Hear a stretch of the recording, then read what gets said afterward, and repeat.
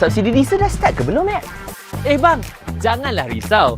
Budi diesel kan ada. Untuk setiap rakyat Malaysia yang mempunyai kenderaan diesel persendirian, anda layak untuk menerima subsidi budi diesel. Oh, Tapi macam mana nak cek budi diesel ni? Nak semak kelayakannya? Senang sahaja.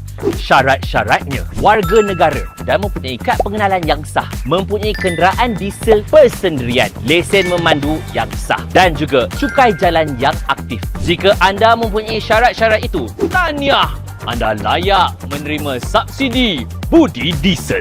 Oh, pakai IC je lah, Boleh je. Gunakan IC di pam dan juga di terminal pembayaran. Nak lagi mudah? Gunakan Settle. Dalam Settle, anda boleh semak kelayakan kedua-dua program, Budi 95 dan Budi Diesel. Nak isi petrol? Pilih Budi 95. Nak isi diesel? Pilih Budi Diesel. Tak payahlah buka banyak-banyak platform. Hanya satu app. Tapi, kuota 200 liter diesel ni macam tak cukup je untuk saya.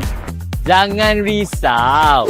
Jika anda mempunyai Jeep atau pickup persendirian, mempunyai cukai jalan yang aktif dan juga lesen memandu, anda boleh memohon 100 liter diesel tambahan. Anda hanya perlu ke www.budimadani.gov.my. Untuk pemilik syarikat, anda juga boleh mendapat manfaat melalui kad Fleet Petronas Smart Pay. Tak kiralah kad fizikal ataupun kad digital dengan Settle.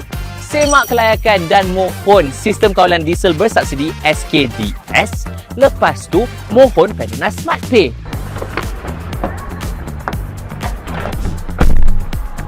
Senang kan? Jika anda menggunakan kereta diesel persendirian macam saya, pergi cek kelayakan di aplikasi Settle. Kalau layak, bolehlah guna budi diesel.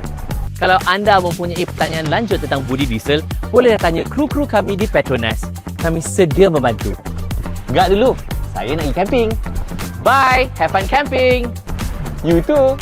Me too. Kita sampai. Jom.